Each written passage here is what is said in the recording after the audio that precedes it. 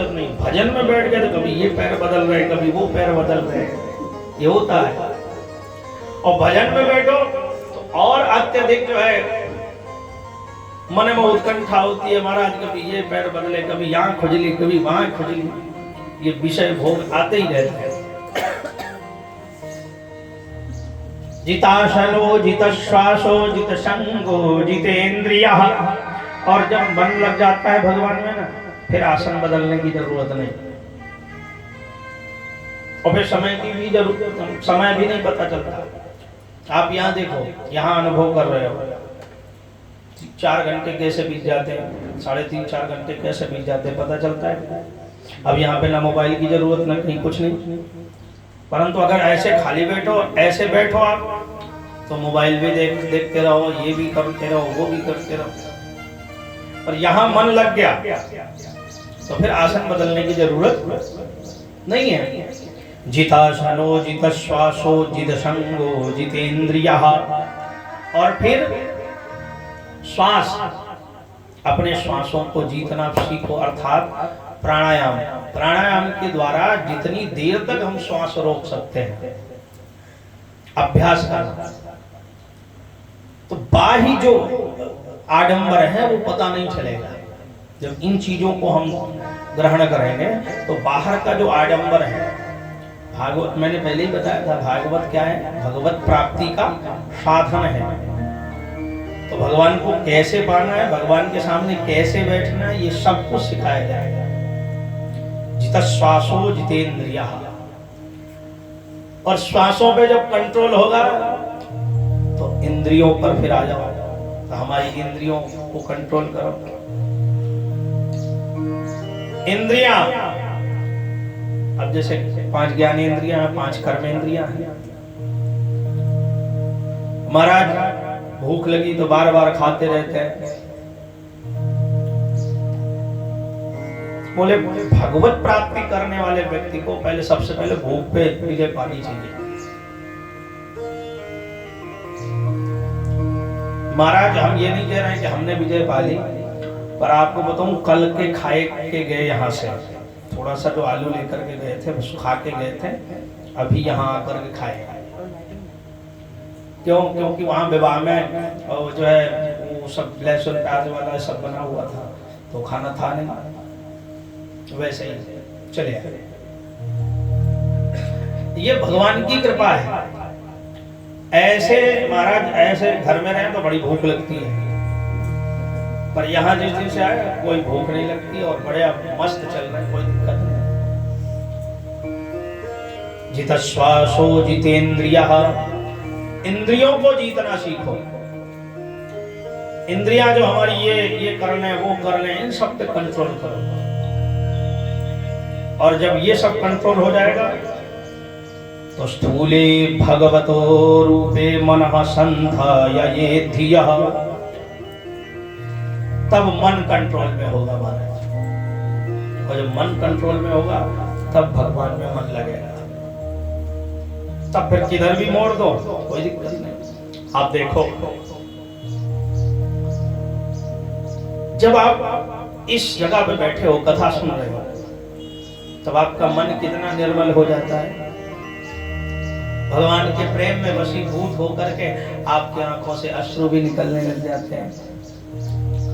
आप मन से कथा को भी सुन रहे हो, मन फिर इधर उधर कहीं जा भी नहीं रहा है।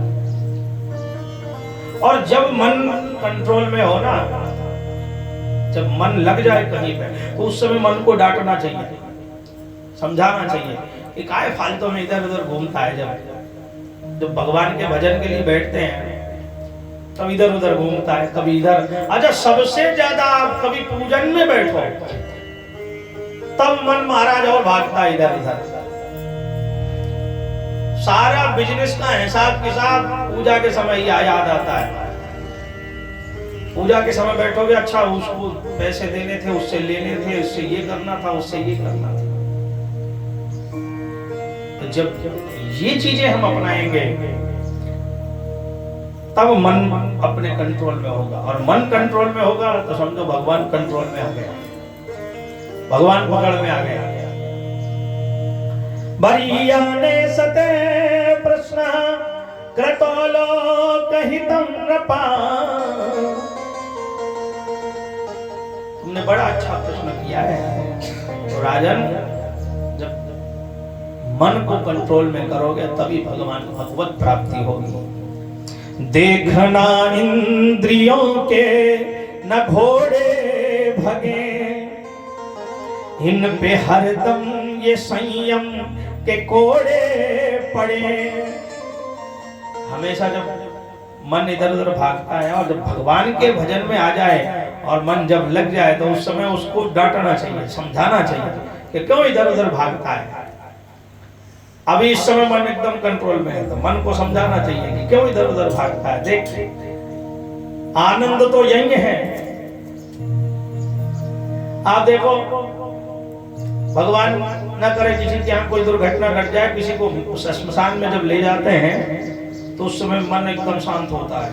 बोले देखो भैया, कल बातें कर रहे थे, आज चले गए, एक दिन सबकी दशा यही होने वाली है। उस समय मन कहेगा आज से सारे बुरे काम बंद, और जैसे ही शमशान से आए फिर उसी में लगे।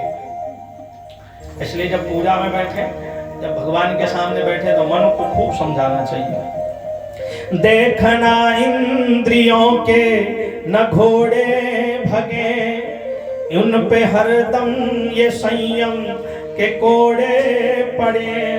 अपने रथ को सुमार्ग लगाते चलो, अपने रथ को सुमार्ग लगाते चलो।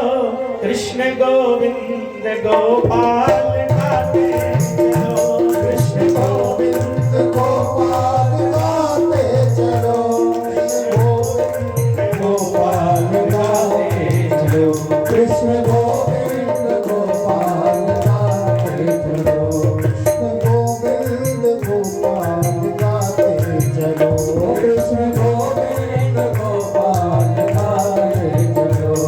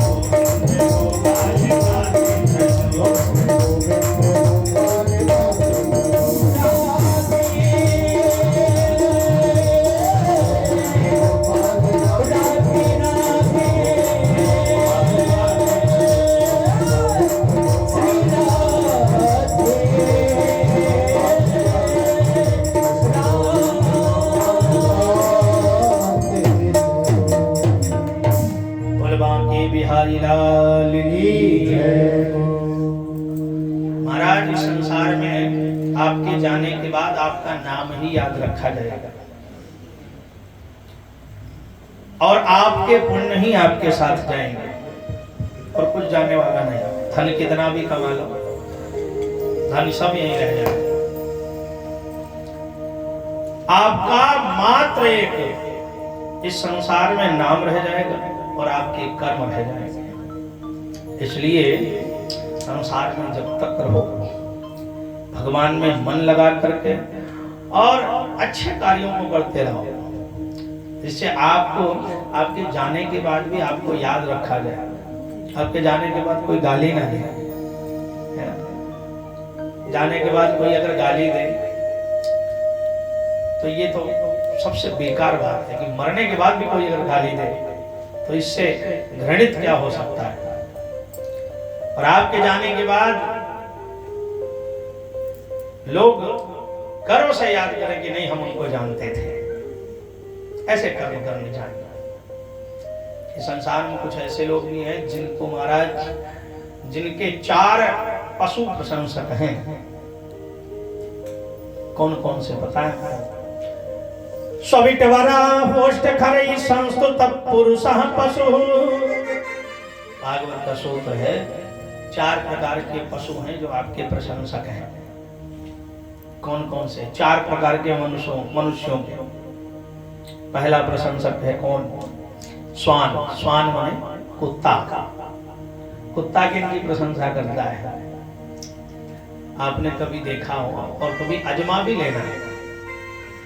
यदि 4 लोग आपस में लड़ रहे हो और वहां कोई कुत्ता खड़ा हो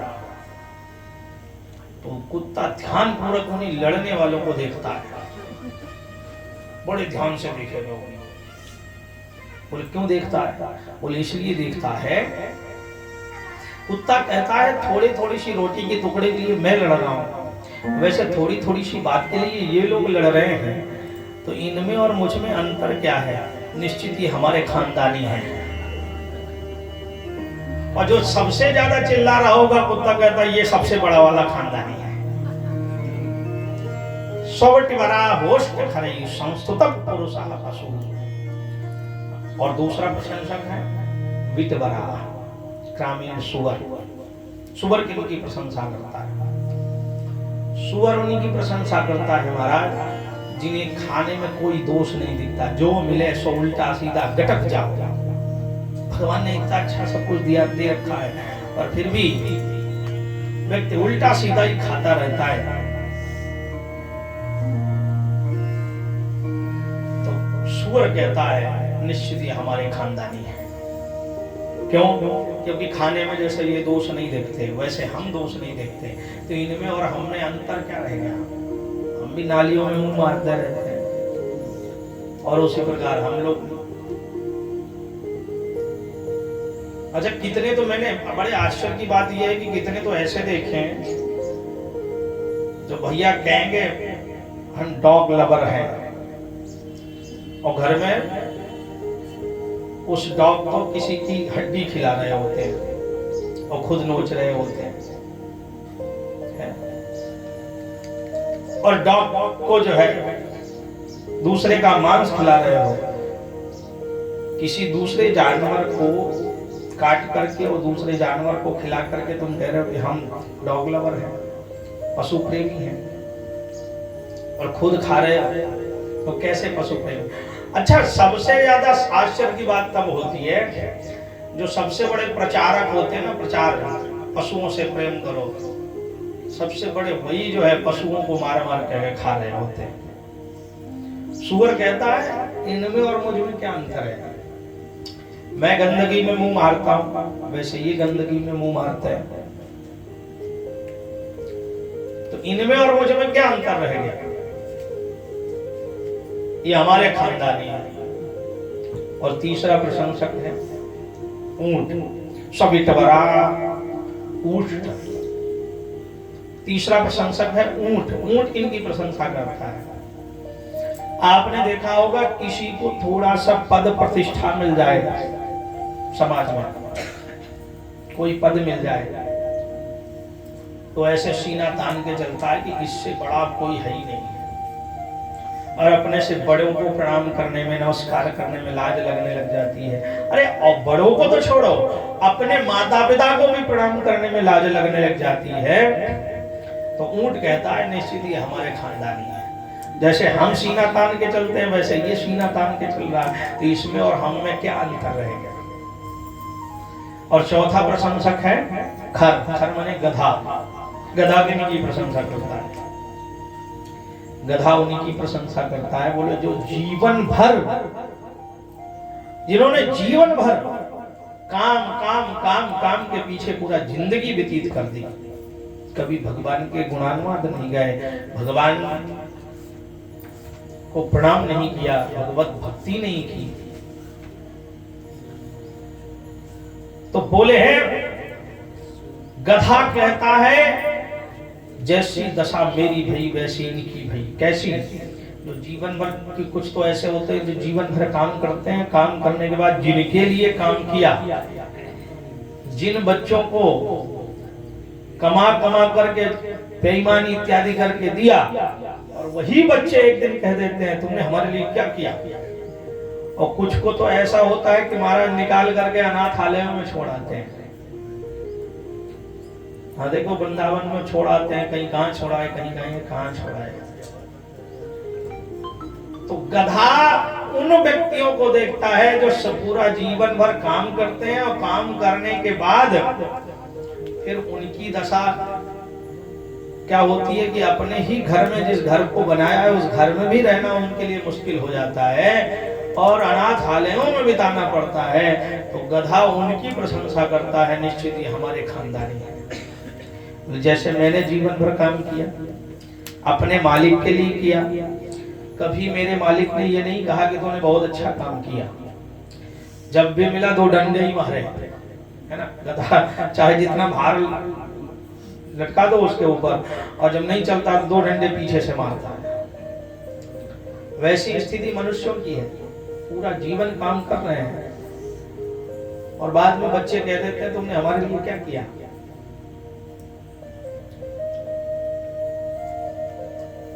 और कितने तो जो निकाल देते हैं, घरों से निकाल देते हैं। अच्छा, सबसे बड़ी दयनीय दशा तो तब देखी जाती है महाराज कि बच्चा एक ही है और 4 बच्चे हो तब समझ में भी आता है कि लड़ाई हो रही होगी आपस में। एक ही बच्चा, और उसने भी माँ बाप को अलग कर दिया, बुढ़ापे में अपने से बना खा रहे हैं। अच्छा, जिस बच्चे को पूरा जीवन माँ बाप ने अपनी गोदी में लेकर के, जब तक वो गोद में रहा तब तक, या अपने प्राणों से ज्यादा प्यार किया, जिस बच्चे को गोद में लेकर के सब कुछ, उसका मल मूत्र सब कुछ सहन किया, और वही बच्चा जब बाहर निकाल देता है तब गधा कहता है ये निश्चित हमारे खानदानी है। अगर कुछ इन्होंने अपने लिए बनाया होता, कभी भगवान की तरफ मुड़ करके देखा होता। अच्छा, हमें कष्ट कब होता है? जब बहुत ज्यादा उनसे जुड़े हैं, उन्हीं से हम प्रेम कर रहे हैं। ये बात हमें पहले समझ लेना चाहिए। जब निकाला जाता है घर से तब बहुत कष्ट होता है। उस समय रोते हैं, बिलखते हैं, हमें निकाल दिया गया। ये बातें आपको शास्त्र पहले ही समझा रहे हैं कि भैया इस संसार में कोई किसी का नहीं है, तो जब तक ये है तब तक तुम प्रेम करो, अन्यथा तुम अपने लिए बना के रखो। पूत कपूत तो का धन संचय, और पूत सपूत तो का धन संचय। पुत्र को, पुत्री को इस लायक बनाना चाहिए कि उसे हमारे धन की जरूरत पड़े ही नहीं है। कर्म का मतलब यही नहीं कि सब कुछ छोड़ करके भगवान के पास बैठ जाना है, ये नहीं है। बच्चों को ऐसे संस्कार देने चाहिए कि हमारे धन की, हमारे पैसों की उन्हें जरूरत पड़े ही नहीं। और जब ये संस्कार देंगे तो कभी हमें घर से निकालेगा नहीं। बच्चों को संस्कार देना चाहिए। धन खूब कमाओ, ये भी नहीं कि धन मत कमाओ, धन खूब कमाओ, धन भी इतना कमाओ कि लोग नाम करें हाँ उसके पास इतना धन था, और उसका सदुपयोग करके जाओ। भाई पूरे जीवन धन कमाया, अंतिम समय अब क्या होता है, जीवन में काम किया, जवानी में काम किया, अब बुढ़ापे में उसी धन का से मजा लेना है। अब आदमी उस समय भी अरे ये बना दे वो बना दे, किसके लिए बनाना है, खाएगा तो दूसरा ही। उससे अपने आप का स्वयं के लिए मजे लो, तीर्थ याटन करो, विश्व भ्रमण करो, खूब घूमो, कमाओ, खूब कमाओ, धन कमाओ, इसमें कोई दो राय नहीं। गृहस्थ जीवन सबसे अच्छा है। गृहस्थ जीवन में रह करके खूब धन कमाओ, खूब मजे लो। इस संसार में पता नहीं प्रभु कब उठा ले, कुछ पता नहीं है। जीवन का खूब आनंद लो, मजे लो, पर इस भरोसे न रहो अंतिम समय जब हमारा आएगा तो हमारे बच्चे हमारा साथ देंगे, इस भरोसे मत रहो।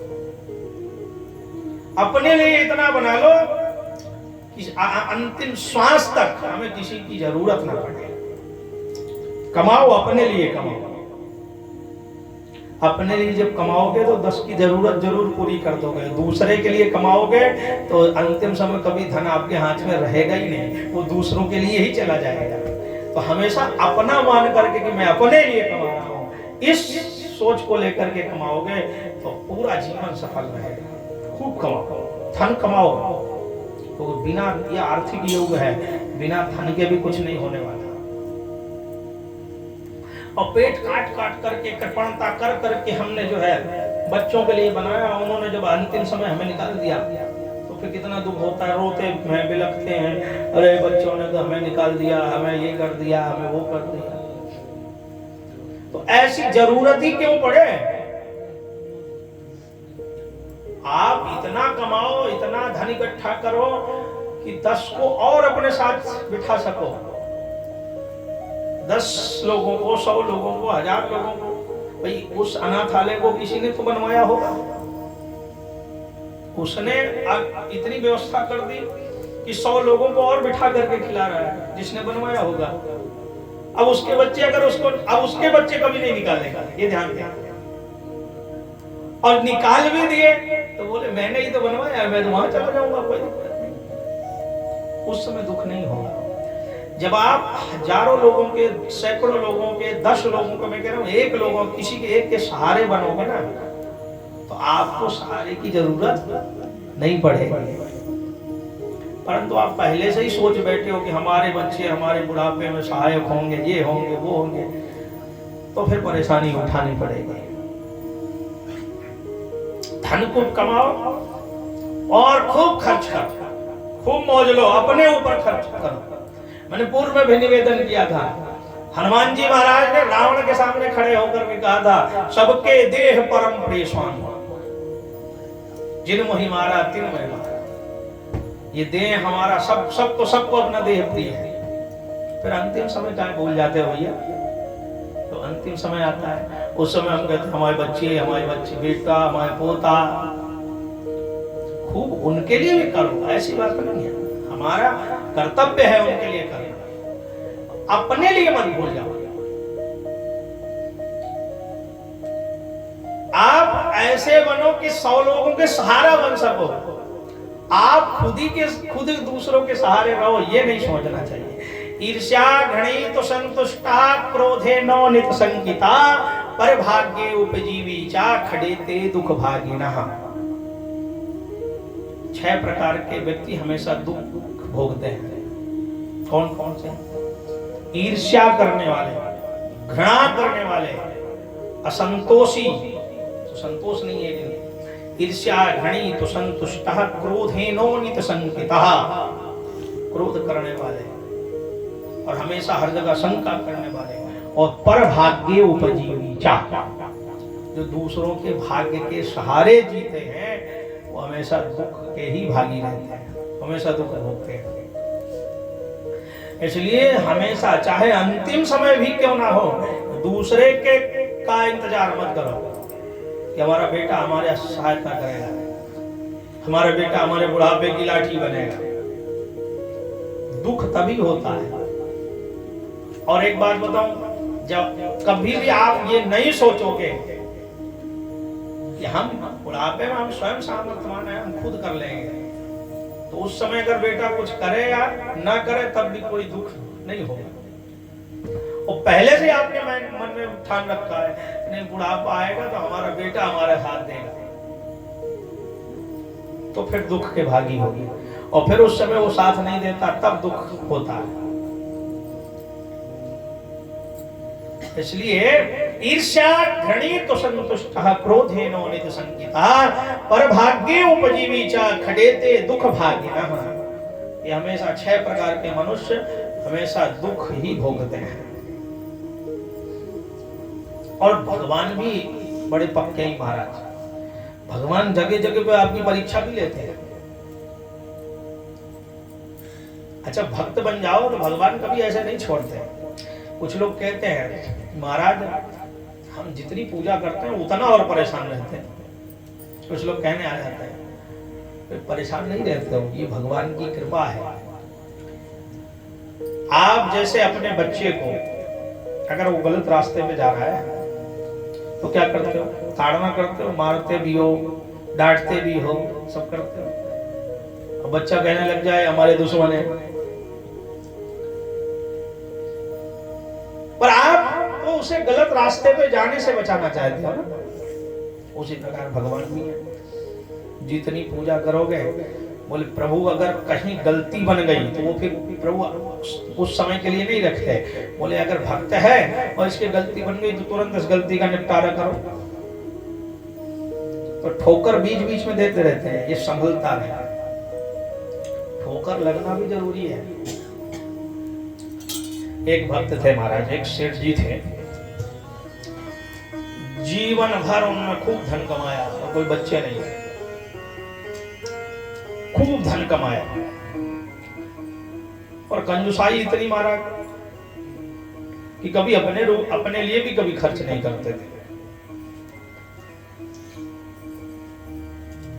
और इतने कंजूस महाराज कि कभी चवन्नी भी नहीं खर्च की। भगवान भी अच्छा भगवान भी हम वहां बैठ करके मजे ही लेते हैं हम लोगों से। हाँ वो हमेशा मजा लेते हैं। और देखो इसका स्तर कहां तक का है, चयन कर लेते हैं भगवान। बोले इसका स्तर कहां तक है, इसका स्तर कहां तक है। हमारे सामने टीवी चलती है, नाटक देखते हैं, और वो नाटक देख करके अच्छा ये सास बहुत दुष्ट है, ये बहू बहुत दुष्ट है ना, पूरा कैरेक्टर उतार लेते हैं। भगवान भी वहां देखते हैं। उनके यहाँ ये वाली टीवी थोड़ी लगी है, हम लोगों की टीवी लगी हुई है ना। देखते रहते हैं कौन किस हिसाब से कर रहा है, क्या कर रहा है। तो मजे लेने के लिए भगवान भी उतर आते हैं। एक सेठ जी थे, बहुत ही कंजूस, पूरे जीवन धन कमाया, कभी पूजा पाठ की तरफ भी कोई ध्यान नहीं। पत्नी ने सोचा इसका कल्याण कैसे होगा, धन तो खूब कमा रहा है परंतु कभी एक चवन्नी खर्च भी नहीं की, ना भगवान पे कभी भक्ति की। खूब समझा में पत्नी, अरे कुछ तो दान पुण्य कर लो, बच्चे भी नहीं हैं, ये धन किसके लिए कमा रहे हो। वो टाल देते थे बात। एक दिन पत्नी को लगा कि किसी तरह कुछ तो भगवान का नाम ले, कुछ तो करे भगवान के लिए। तो महाराज पत्नी ने एक दिन कहा कि महाराज एक काम करो, तुम गंगा स्नान कराओ। गंगा स्नान में कुछ पैसे नहीं लगेंगे, यहाँ से थोड़ी दूर पे है, पैदल चले जाओ और पैदल चले आओ, गंगा स्नान कराओ। बोले ये बात ठीक लगी, तो पैसे नहीं खर्च होने चाहिए, गंगा स्नान कराएंगे। ठीक है, तुम कहती हो देवी तो तुम्हारी बात स्वीकार कर। और चल दिए महाराज पैदल। अब भगवान भी बड़े पक्के महाराज, मजे लेने के लिए भगवान भी खड़े हो गए। बोले आज इससे मजे लेने हैं भाई। और महाराज गंगा किनारे सेठ जी पहुंचे, चारों तरफ देखा पंडे बैठे हुए थे महाराज। वो बोले अगर यहाँ स्नान किया तो ये पंडे सब घेर लेंगे और कुछ ना कुछ देना पड़ेगा। अच्छा, पंडों की महाराज आदत बड़ी बुरी आजकल की स्थिति में, हम खुद कह रहे हैं, जबरदस्ती आपके जेब से पैसे निकाल लेंगे। हाँ, यद्यपि ऐसा होना नहीं चाहिए। अब बोले ये पंडे बैठे, ये महाराज पैसे ले ही लेंगे कुछ ना कुछ। तो उन्होंने क्या किया, श्मशान घाट की तरफ चले। बोले वहां तो पंडे बैठे नहीं होते, वह खाली होता है, वहां स्नान करके चुपचाप चले आएंगे, कोई पूछेगा भी नहीं। पंडों से बचने के लिए वो चले गए श्मशान घाट में। वहां गए और कपड़े वपड़े उतारे, बोले चारों तरफ देखा कोई नहीं है, तुरंत डुबकी लगाओ और निकलो यहाँ से। और महाराज सारे कपड़े उतार करके गंगा जी में जैसे डुबकी लगाए, पीछे इधर क्या हुआ कि भगवान परीक्षा तो लेना ही चाहते थे, एक पंडा का रूप बना करके वहीं आकर के बैठ गए। अब जैसे ही सेठ जी डुबकी लगा करके मुड़ करके पीछे की तरफ आए तो देखा बढ़िया टीका उका लगाए, पंडा राम जो है बैठे। आओ जजमान आओ, उषा हाथ में, बोले संकल्प करो कुछ। तो सेठ जी ने कहा इस जगह को भी तुमने नहीं छोड़ा, यहाँ भी आके बैठ गए, शमशान में भी बैठ गए आके, यहाँ भी नहीं छोड़ा। बोले महाराज हम वहाँ, सेठ जी हम वहाँ नहीं जाते हैं, हम बड़े संतोषी ब्राह्मण हैं, हम यहीं श्मशान में बैठे रहते हैं। और आप जैसा कोई भक्त भूला बिसरा आ जाता है भटक करके, तो साल में एक आध बार आ जाता है, तो हमारे पूरे साल की खाने की व्यवस्था कर जाता है। और सेठ जी ने सोचा वहां तो छोटे से ही छूट जाते, यहाँ तो पूरे साल की व्यवस्था करनी पड़ेगी, पूरे साल की। बोले पूरे साल की नहीं कर सकते, 6 महीने की कर दो, फिर 6 महीने बाद किसी और को देख लेंगे। बोले मैं एक चवन्नी नहीं देने वाला, मैं कुछ नहीं देने वाला, चलो हटो यहाँ से चलो। बोले नहीं, गंगा के किनारे आए हो तो देना तो पड़ेगा ही पड़ेगा। बोले जबरदस्ती है क्या? बोले हाँ, गंगा के किनारे आओ दान ना करो तो बेकार, कुछ ना कुछ तो करना पड़ेगा। बोले मैं कुछ नहीं दूंगा। बहुत बहस होने लगी। तो सेठ जी ने सोचा कि इससे पीछा छुड़वाने के लिए कुछ ना कुछ करना पड़ेगा। बोले चलो अच्छा ठीक है, दिया तो मैं दान। बोले दो। बोले एक ठेले का दान दिया। ठेला समझते हैं ना, ठेला 1 पैसा, पहले 1 पैसे का ठेला कहा था, एक ठेले का दान दिया।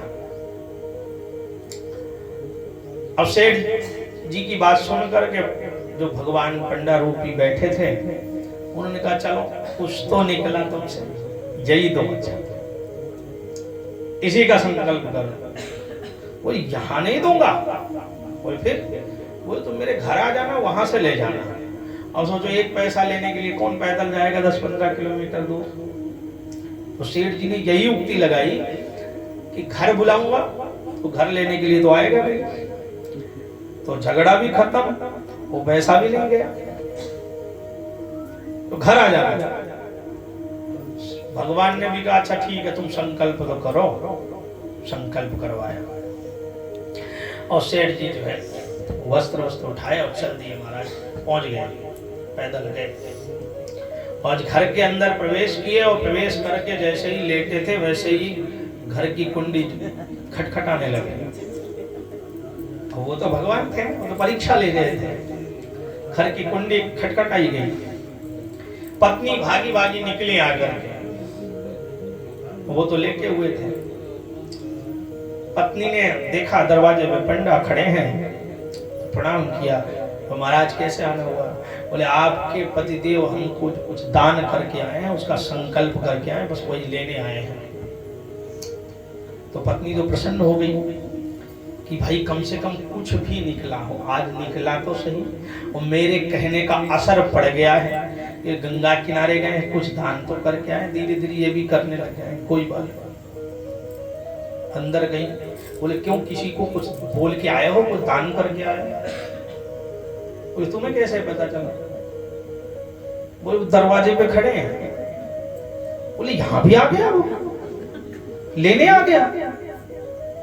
बोले हाँ। बोले मैं तो गंगा के किनारे संकल्प करके आया था, वो भी एक ठेले का, और उसके लिए वो यहाँ गया।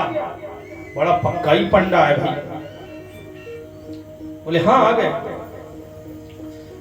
बोले मैंने तो इसलिए कहा था कि उस समय झगड़ रहा था तो झगड़ा समाप्त करने के लिए बोला, पर मैं देने वाला नहीं। बोले नहीं, आए हैं दरवाजे पे तो कुछ तो दान करो।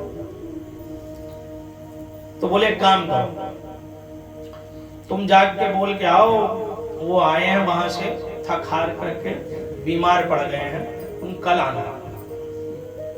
अब अच्छा किसी को पैसे ना देना हो, उधार कोई व्यक्ति लिए हो ना, तो कल दे दूंगा, परसों दे दूंगा, ये दे दूंगा, तो धीरे धीरे आदमी परेशान होकर के मांगना ही छोड़ देता है। तो सेठ जी ने वो युक्ति लगाई, बोले कल आना। सेठ जी बीमार पड़ गए हैं, पत्नी भी बेचारी अब क्या करें, गई, बोली कि भाई वो बीमार पड़ गए हैं और कल आना। भगवान मुस्कुराए, भगवान भी पक्के। भगवान ने कहा अगर हमारे संकल्प करने से सेठ जी बीमार पड़ जाएं, तब तो फिर हमारे संकल्प को लानत है, धिक्कार है। एक काम करो, तो हमारे बनाने खाने की व्यवस्था करो, हम यही रहेंगे जब तक वो ठीक नहीं हो जाते हैं, और लेकर के ही जाएंगे। अब महाराज पत्नी ने आकर के बताया, बोले ऐसे कह रहे हैं। सेठ जी को भी पता चल गया, बोले पक्का ये भी है और पक्का मैं भी दूंगा, मैं भी नहीं। और महाराज इतने में पत्नी से कहा कि एक काम कर, जा बोल क्या? बोले क्या? बोले बोल देना सेठ जी मर गए, अपने आप चला जाएगा। बोल सेठ जी मर गए। और बोले अगर वो आ गए अंदर देखने के लिए, तो बोले मैं सांस फुलाए करके लेट जाऊंगा और तू रोने लग जाना, और चारपाई के सिराने की तरफ अगरबत्ती सुलगा के रख देना। बोले महाराज क्या कर रहे कह रहे हो? बोले हाँ जा बता क्या? बोले मर गए सेठ जी। अब गई रोती हुई, अब क्या करे, पत्नी को तो करना पड़ेगा, और रोती हुई गई। बोले महाराज वो तो चल बसे, बीमार हो गए तो चल बसे। अब भगवान मुस्कुराए और भगवान ने कहा कि चल बसे, क्या कह रहे हो देवी? बोले हाँ महाराज वो तो गए। अब भगवान भी पक्के। भगवान ने कहा बताओ राम राम, हमारे संकल्प करवाने के बाद हम पुरोहित बने और हमारे जजमान की ये दशा हो गई, तो अभी अभी तो जजमान बने थे और संकल्प करवाया था, पर फिर भी कोई बात नहीं। अब संकल्प कराया है, पुरोहित बने हैं, तो पुरोहित जी अगर हम जजमान जी यदि चले गए हैं, तो जब तक इनका अंतिम संस्कार नहीं हो जाता तब तक हम भी जाने वाले नहीं। अब वो शेर तो सुन ही रहा था। ओ महाराज फिर भी कहा मैं दूंगा तो नहीं, चाहे जितनी ये युक्ति लगा ले। और महाराज सांस फुलाए करके लेट गए सेठ जी। वो पत्नी रोने लगी, खूब रोए। गांव वालों को पता चल गया कि सेठ जी चले गए। अब सब जानते थे कि इनके बच्चे नहीं है, सब बेचारे इकट्ठे हुए, सबने अंतिम क्रिया की सारी व्यवस्थाएं करना प्रारंभ कर दिया, फिर भी सांस फुलाए लेटा हुआ है। वो पत्नी बीच बीच में जगा हुए, बोले देखो सब तुम्हारे ले जाने की तैयारी कर रहे हैं, अब तो उठ जाओ। तो सुने कुछ नहीं। और महाराज बड़ी देर हो गई। अब जब अंतिम समय आया कि बस उठा करके ले जाना है, तो पत्नी चिल्लाने लगी, बोले अरे ये मरे नहीं हैं, इनको मत ले जाओ। पर गांव वालों को लगा कि पत्नी जो है भाव में भर करके ऐसी बातें कर रही हैं कि इन्हें ना ले जाएं। तो एक खड़ा होकर के उपदेश देने लगा, देवी इस संसार में कौन हमेशा जीवित रहेगा, किसका भरोसा है, सब आए हैं जो जाएंगे। अरे बोले तुम मुझे उपदेश मत दे, मैं सही कह रही है, मरा नहीं है। फिर भी किसी ने सुना नहीं। बोले सब सोचने लगे कि ये शोक में भर करके ऐसी बातें कर रही हैं। और सेठ जी को उठाया और ले करके चल दिया। फिर पत्नी पीछे पीछे रोए, और कोई सुनने वाला है ही नहीं। भगवान ने कहा भाई ये पक्का है, ये देगा नहीं, ये मर जाएगा पर देगा। ले गए महाराज, और गंगा के किनारे जब अंतिम क्रिया की बात आई, चिता में लेटाने लग गए। को लेटा दिया। तो भगवान ने कहा भैया हम ही हार मान लें। तो भक्ति ऐसे ही करनी चाहिए कि भगवान को हार मानना पड़े। बोले हम ही हार मान लें, हम ही छोड़ देंगे, हमें नहीं चाहिए, ये मर जाए। तो सब लोगों से कहने लगे, बोले भैया ये हमारे जजमान बने हैं और अंतिम समय है इनका, जा रहे हैं, तो हम इनके कुछ कान में मंत्र फूंक दें जिससे ये लोग तो इनका जैसा भी रहा पर लोग तो सुधर जाए और शायद भगवान का चमत्कार हो जाए कुछ। तो बोले हाँ ठीक है आप ही कर। गए कान में कुछ बोलने लगे। क्या बोले? बोले आया हूं बैकुंठ से तुम हित नाता जोड़, आया हूं बैकुंठ से तुम हित नाता जोड़। जब सेठ जी ने ये सुना, अरे ये तो भगवान बोल रहे हैं, बैकुंठ से आए हैं, तो आंख खोल दी। और जो आंख खोला तो पंडा का ही चेहरा सामने दिखाई पड़ा। तो फिर आंख बंद कर ली।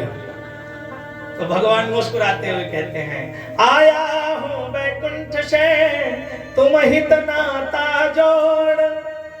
बोले तुम्हारी मैं इस तपस्या से प्रसन्न हुआ, तुम देना छोड़, मांग ले हूं वरदान कछु। बोले तुम कुछ वरदान मांग लो, तुम्हारी तपस्या से मैं प्रसन्न हुआ। तो जैसे ही कहा मांग ले हूं वरदान कछु, तो तुरंत उठ करके बैठ गए। बोले ढेला देहू छोड़, बस और कुछ नहीं, वही ढेला छोड़ दो, और कुछ नहीं चाहिए। तो कहने का तात्पर्य है कि भगवान भी बीच बीच में परीक्षा लेते रहते हैं। व्यक्ति को सदैव भगवान की उस शक्ति का स्मरण करते रहना चाहिए। बोल बाके बिहारी लाल की जय। तो इस जीवन में और कुछ नहीं है महाराज, इस जीवन में खूब कर्म करो, खूब धन कमाओ, परंतु परमात्मा की उस शक्ति को मत भूलो। आया है सो जाएगा, राजा रंग फकीर, कोई सिंहासन चढ़ चला, कोई बंधा जात जंजीर। जो करते रहोगे भजन धीरे धीरे, भजन धीरे धीरे, तो मिल जाएगा वो सजन धीरे धीरे, तो मिल जाएगा वो सजन धीरे धीरे। रहोगे भजन धीरे धीरे, भजन धीरे धीरे, तो मिल जाएगा सजन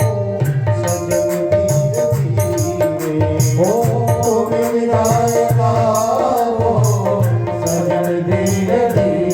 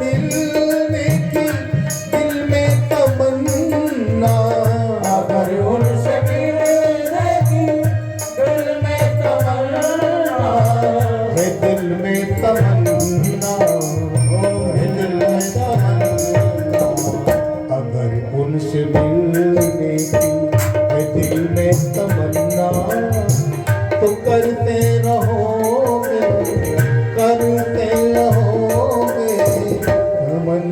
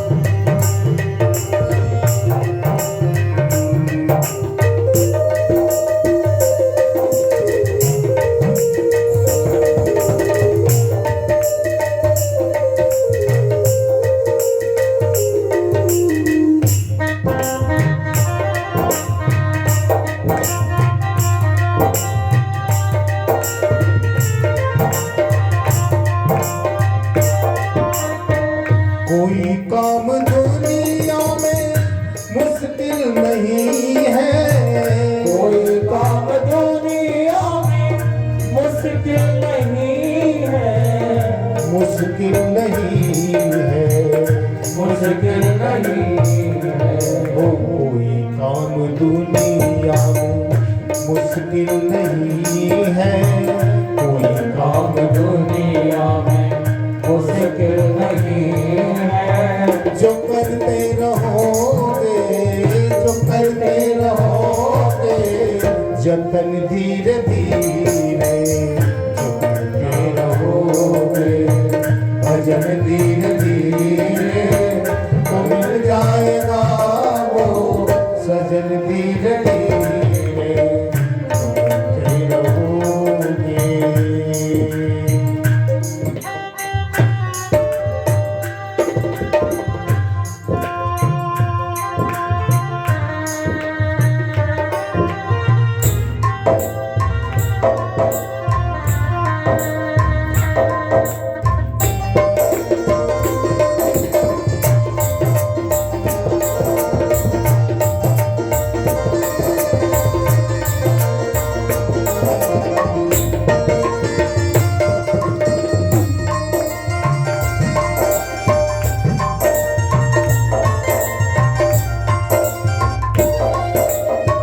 करो प्रेम भक्ति से सेवा हरि की, करो प्रेम भक्ति से सेवा हरि की, सेवा हरि की, ओ सेवा हरि की।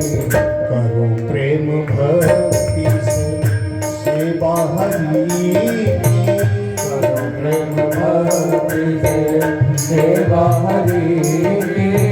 तो मिल जाएगा वो, तो मिल जाएगा वो रतन धीरे धीरे, करते रहोगे भजन धीरे धीरे, भजन धीरे धीरे, तो मिल जाएगा वो, तो मिल जाएगा वो सजन धीरे धीरे, जो करते रहोगे भजन धीरे धीरे, भजन धीरे धीरे, तो मिल जाएगा भजन धीरे धीरे, ओ मिल जाएगा सजन धीरे धीरे, ओ मिल जाएगा वो सजन धीरे धीरे।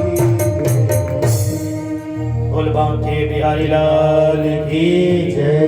जय जय श्री राधे श्याम। अब श्री परीक्षित जी सुखदेव जी से प्रश्न करते हैं। बोले महाराज, भगवान ने इस सृष्टि को कैसे रचा, इस सृष्टि को कैसे बनाया? तो सृष्टि के आदि में सुखदेव जी कहते हैं भगवान नारायण की नाभि कमल से ब्रह्मा जी का प्राकट्य हुआ और ब्रह्मा जी चारों तरफ देख रहे थे, कहीं कोई दिखाई नहीं पड़ रहा था। उनके चार मुख हुए, चारों मुखों से चारों तरफ देख रहे थे। और महाराज तो उनको मात्र शब्द सुनाई पड़े, ता और पा, अर्थात कुछ जानना चाहते हो तो तप करो। हजारों वर्षों तक तप किया, तब ब्रह्मा जी को भगवान नारायण ने दर्शन दे करके उनको चतुर्थ श्लोकी भागवत के माध्यम से अपने स्वरूप का बोध कराया,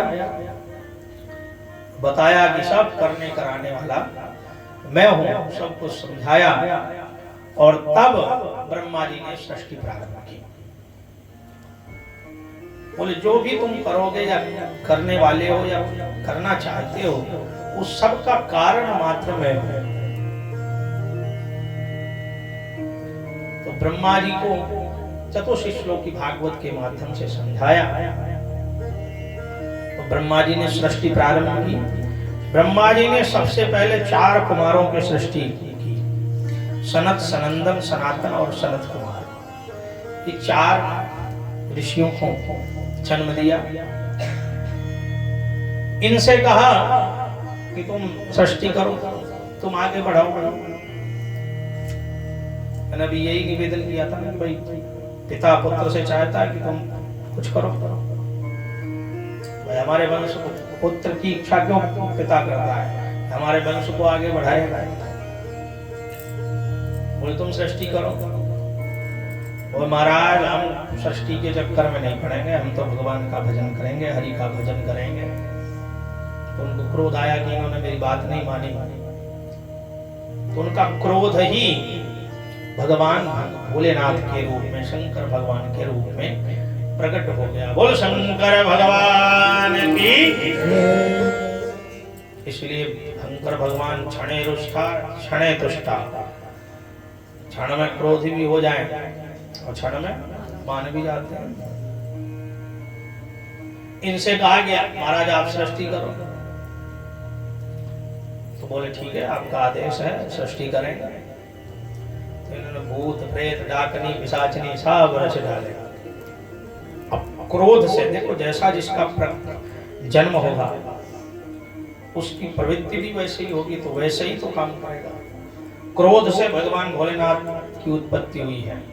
तो उन्होंने डाकनी पिशाचनी भूत प्रेत सब रच डाले। अब इनकी भी जरूरत है भैया, है ना। परंतु महाराज डाकनी पिशाचनी भूत प्रेत ये एकमात्र एक भगवान की शक्तियां हैं, ये किसी को परेशान नहीं करती।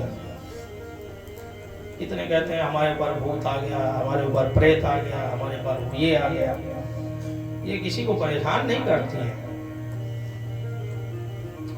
ये कैसे आ सकती हैं किसी के ऊपर?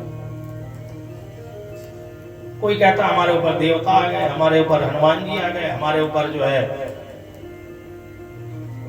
अच्छा आज की समस्या ये है कि 10 दिन कोई भगवान के सामने बैठ जावे, लगातार बैठना चालू कर दे, वो अपने आप को ब्रह्मा ही समझने लग जाता है। बोला हमसे बड़ा भक्त कौन, और हर जगह बताने लग जाता है। बोले देखो मैं इतनी देर तक पूजा में बैठा रहता हूँ, इतना देर तक ये करता हूँ, इतना देर तक ये करता हूँ।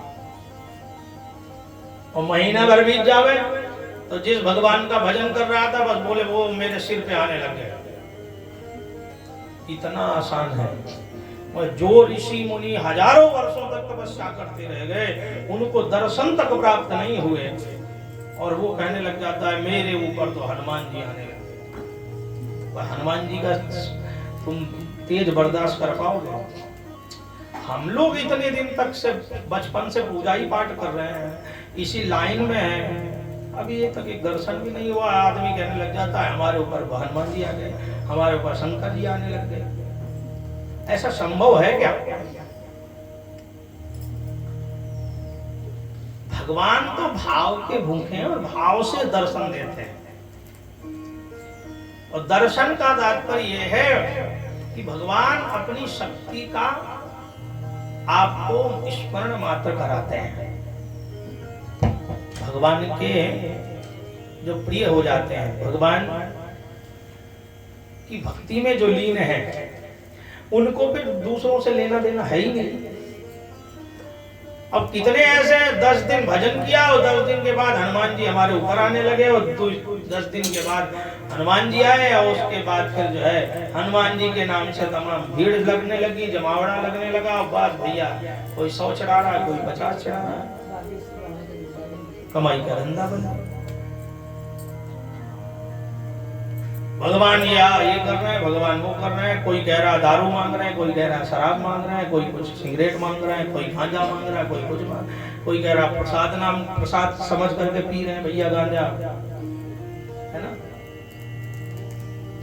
तो भगवान भोलेनाथ का कहते, भगवान भोलेनाथ का प्रसाद समझ के पी रहे। तो भगवान भोलेनाथ ने कहीं नहीं लिखा कि भगवान भोलेनाथ गांजा पी रहे। भगवान भोलेनाथ ने तो विष पिया था, कालकूट विष। तुम भी पी के दिखाओ तो हम जाने, है ना। जो कहे हम तो प्रसाद मान के पी रहे हैं, तो बोले भैया एक सल्फास की गोली खाए लो, फिर हम समझे। और तब जब तुम्हें कुछ ना हो तब हमें बताना कि हाँ तुम्हारे कुछ आ रहा है, और उसके बाद तो पता ही चली जाएगा। एक गोली खा के देखो, कुछ थोड़ा सा विष चख के देखो, उसके बाद सच में भगवान दिखने लग जाएंगे। भगवान को बदनाम करते हैं लोग। अपनी इच्छा की पूर्ति करने के लिए व्यक्ति भगवान का नाम लगाता है और फिर कहते हैं नहीं हम पैसे के लिए तो कुछ करते नहीं। भैया पैसे तुम डायरेक्ट नहीं इनडायरेक्ट तो ले ही रहे हो। अगर प्रसिद्धि भी मिल रही तो ये भी तो पैसे का ही है खेल। बोले नहीं यहाँ तो नाम मात्र में 10 रुपए लिए जा रहे हैं और लोग 500 लोग पर डे आ रहे हैं और 10 रुपए के हिसाब से जोड़ लो और महीने के हिसाब से जोड़ लो। जिसने जीवन भर आंखों में तेल डाल करके पढ़ाई की उससे ज्यादा तुम कमाए लेंगे और कह रहे हो कि हम कुछ करते नहीं। सबसे ज्यादा महाराज धर्म को बदनाम इन लोगों ने कर रखा है। तो कहेंगे हमारे ये आते हैं, हमारे वो आते हैं, हम ये बलि मानते हैं, वो ये मानते हैं, वो ये मानते हैं। बोल बांके बिहारी लाल की भूत प्रेत डाकनी पिशाचिनी सब रचे डाले भगवान। मैंने कल भी निवेदन किया था, देखो आप कह सकते हो इनकी क्या जरूरत थी। तो जरूरत तो आप मैंने निवेदन कल किया था कि मोबाइल में वायरस की जरूरत नहीं होती है, पर अपने आप आ जाता है वायरस, है ना। वायरस की जरूरत होती है, वो अपने आप आता है। तो भैया इनके भोलेनाथ के गण हैं, ये आ गया और हमें परेशान करने नहीं आते, ये निश्चित है। अब ब्रह्मा जी को लगा कि मेरी सृष्टि का चक्र आगे कैसे बढ़े। इन्होंने भोलेनाथ को समझाया, बोले महाराज तुम शांत बैठो, तुम्हारे बस की नहीं है। वो तो कह रहे हैं हम तो चाह ही रहे थे, आप हमें कहो कि हम शांत बैठे, हम तो हरि का भजन करें, भगवान का भजन करें। वो शांत बैठ गए। अब ब्रह्मा जी को लगा कि क्या करूं। तो ब्रह्मा जी ने इस बार 10 ऋषियों को जन्म दिया। मरीचि, अत्रि, अंगिरा, पुलस्त, पुलह, क्रतु, भगु, वशिष्ठ, दक्ष और देवर्षि नारद। 10 ऋषियों को जन्म दिया। अपनी वाणी से सरस्वती जी को जन्म दिया और अपनी छाया से महात्मा करदम जी को जन्म दिया।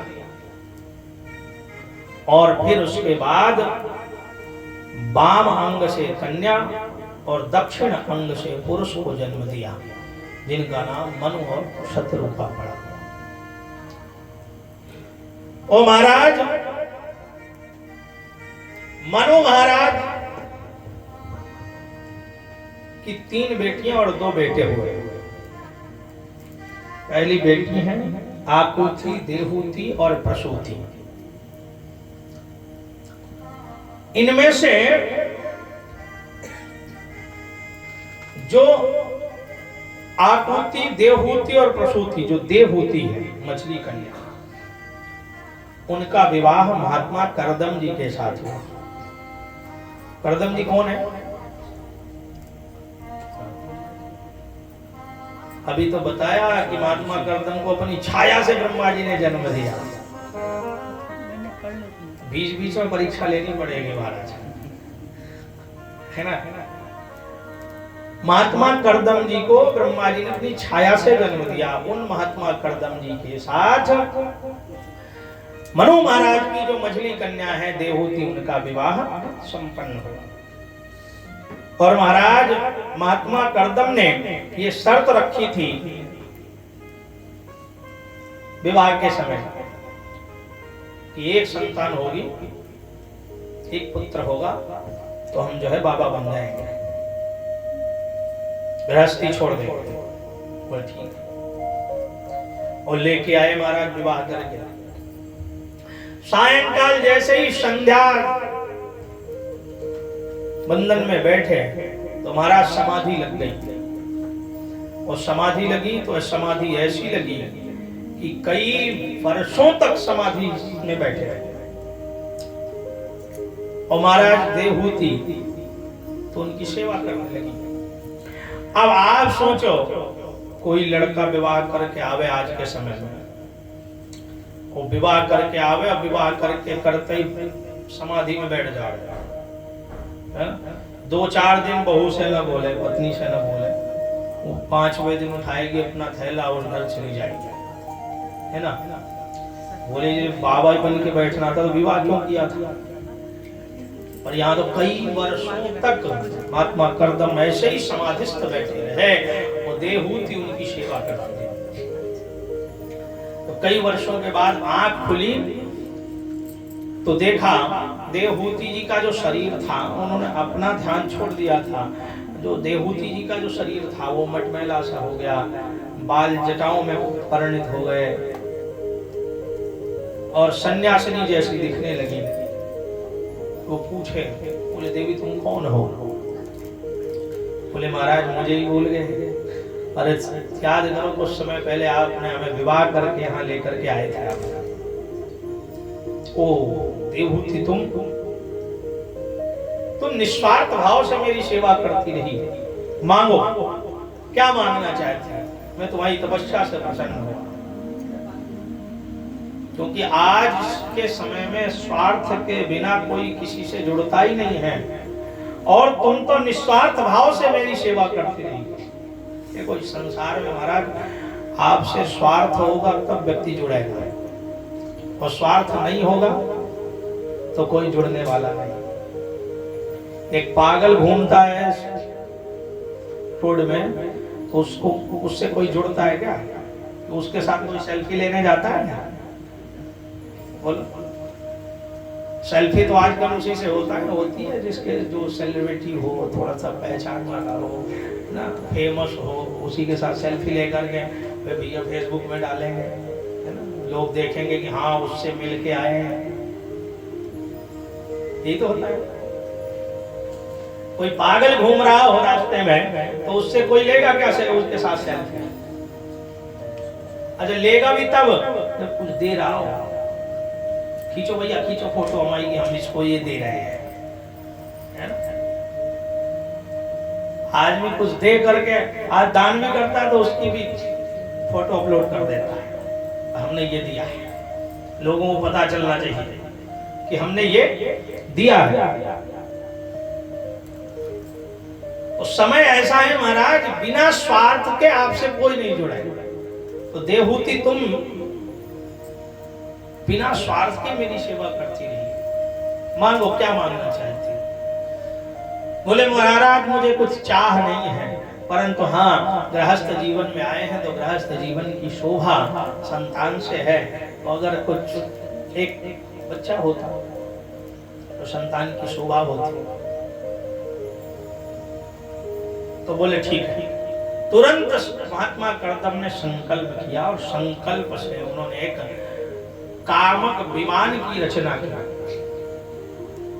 जिस विमान का ये तात्पर्य था, कामक का मतलब जिसमें बैठ करके जो इच्छा करो वो पूर्ति हो, वो मिल जाए।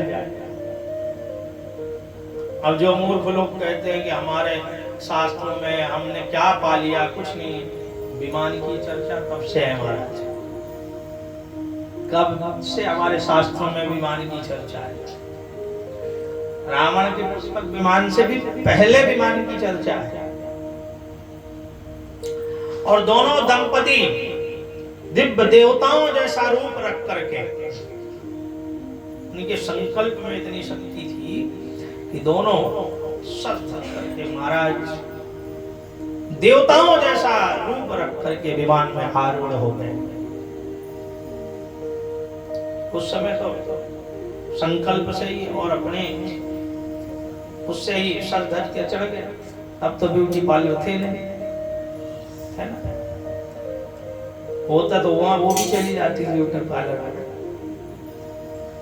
तो महाराज दोनों दंपति आरूढ़ हुए और कालांतर में उनके यहाँ 9 कन्याओं को जन्म मिला। 9 कन्या। महात्मा करदम को याद आया, हमने तो कहा था एक संतान होगी, एक पुत्र होगा तो हम जो है बाबा बन जाएंगे। यहाँ तो 9 संतानें हो गई, मतलब हम घर गृहस्थी में फंस गए। तो तुरंत दंड कमंडल उठाए, बोले अब चले हैं। तो देवहूति ने रोका, बोले महाराज कहाँ जा रहे हैं? अरे ये 9 कन्याएं हैं, बेटियां हैं, इनका विवाह हो गया होता तो कोई बात नहीं, चले भी जाओ, या घर में कोई बेटा होता जो विवाह कर देता है ना, अब आप चले गए तो कौन विवाह करेगा? मैं थोड़ी बार ढूंढने जाऊंगा। तो याद आया महात्मा करदम को कि भगवान ने स्वयं महात्मा करदम से कहा था कि तुम गृहस्थ में आओ तो हम तुम्हारे यहाँ पुत्र बन करके आएंगे। तो पुनः कालांतर में देवहूति गर्भवती हुई, तो इस बार भगवान स्वयं इनके गर्भ में पधारे, और जब कालांतर में जन्म हुआ तो नाम पड़ा इनका कपिल। कपिल भगवान का प्राकट्य इनके यहाँ हुआ। बोल कपिल भगवान की। कपिल भगवान का प्राकट्य हुआ और उनका दर्शन करने के लिए ब्रह्मा जी अपने 9 ऋषियों के साथ उनका दर्शन करने के लिए आए। 9 ऋषि कौन? ऋषि तो 10 थे, तो जो देवर्षि नारद थे वो कहीं इधर उधर निकल गए, तो 9 ऋषि बचे थे, उन्हीं को लेकर के आए गए। और महाराज 9 ऋषियों को लेकर के आए, दर्शन करके चलने लगे। तो महात्मा करदम ने कहा महाराज आपके साथ 9 ऋषि और मेरे घर में 9 कन्याएं, आप कहो तो जोड़ा बन जाए महाराज, न मुझे कहीं ढूंढने की जरूरत और न आपको कहीं ढूंढने की जरूरत। तो अपनी 9 कन्याओं का कन्यादान उन्हीं 9 ऋषियों को कर दिया और कन्याएं अपने घर चली गई, बेटा घर में आ गए। बोले अब हमें नहीं रोकना। तुरंत महात्मा करदम ने अपना दंड कमंडल उठाया और चल दिया महाराज। अब महाराज देवहूति उदास रहने लगी, क्योंकि बोलने बताने वाला कोई था नहीं। पहले तो कन्याएं थी घर में, बोलती थी, उनसे बातें करती थी, तो मन उसमें लग जाता था। आज कोई बोलने वाला है नहीं। और वैसे भी महाराज माताओं से, बहनों से बोलने वाला कोई ना मिले तो आधी बीमार तो बेचारी ऐसे ही हो जाती है। बोलने वाला चाहिए कोई घर में, है ना? बोलनी बातें करने वाला कोई चाहिए, और न मिले तो आधी बीमार हो जाती है। तो महाराज अब कपिल भगवान तो समाधिस्थ बैठे रहते हैं। तो एक दिन इन्होंने जाकर के खुद प्रश्न किया कपिल भगवान से। यही कपिल देवहूति संवाद प्रारंभ होता है। देवहूति ही ने बहुत प्रश्न किए और कपिल भगवान ने उसका उत्तर दिया। व्यक्ति को कैसे संसार में रहना चाहिए, क्या करना चाहिए, और भगवान में सबसे मेन प्रश्न जो उनका था कि भगवान में मन कैसे लगे। मैं बहुत मन लगाना चाहती हूँ परंतु भगवान में मन नहीं लगता। तो बोले भगवान में मन लगाना है तो आप संतों से जुड़ो। तो बोले संत किसे कहते हैं? अब आपके मन में अगर संत की बात आवे, संत का नाम लिया जाए तो मन में क्या झांकी आती है? जो दाढ़ी बड़ी बड़ी रखाए हों, है ना, टीका लगाए हों, जटा रखाए हों, चोला पहने हों, वही संत है ना? परंतु ये भेष से संत है, इन्हें संत नहीं कहते। बोले संत किसे कहते हैं? तितिक्षवः कारुणिकः सुहृदः सर्वदेहिनः अजातशत्रवः शान्ताः साधवः साधुभूषणः। तितिक्षवः संत किसे कहते हैं? जो तितिक्षु हो, जिसकी स्वयं की सारी इच्छाएं समाप्त हो गई। संत चोले से नहीं होते, भेष से नहीं होते, ये आडंबर है, इसकी जरूरत नहीं है। सादे वस्त्र, उच्च विचार, ये होना चाहिए, परंतु संत स्वभाव से होता है, ना कि संत जो है चोले से होता है।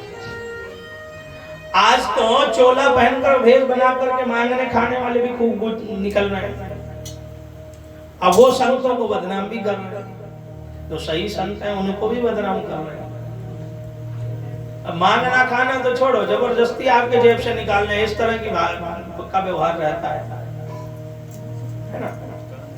तो अर्थात भेष से संत नहीं होता। तितिक्षवा कारुणिकः शोदत् सर्वदेहिना अजात सत्रवा शांता साधव साधु भूषण। और कहते हैं तितिक्षु होना चाहिए संत, जिसकी सारी इच्छाएं समाप्त हो गई हो। तितिक्षवा कारुणिकः शोदत् सर्वदेहिनः, वो संपूर्ण देह से मात्र एक जगन मंगल के कल्याण की कामना जो रखे, जो दूसरों के कल्याण की, दूसरों के लिए काम आवे, दूसरों के लिए जिए, वही तो संत है। संत घर में भी रह करके हो सकता है, जरूरी नहीं कि संत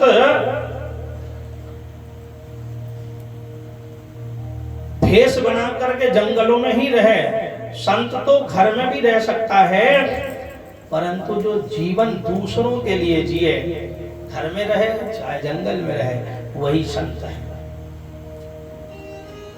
एक कवि बड़ी अच्छी बात कहते हैं, किसी के काम जो आए उसे इंसान कहते हैं, किसी के काम जो आए उसे इंसान कहते हैं, पराया दर्द अपनाए उसे इंसान कहते हैं।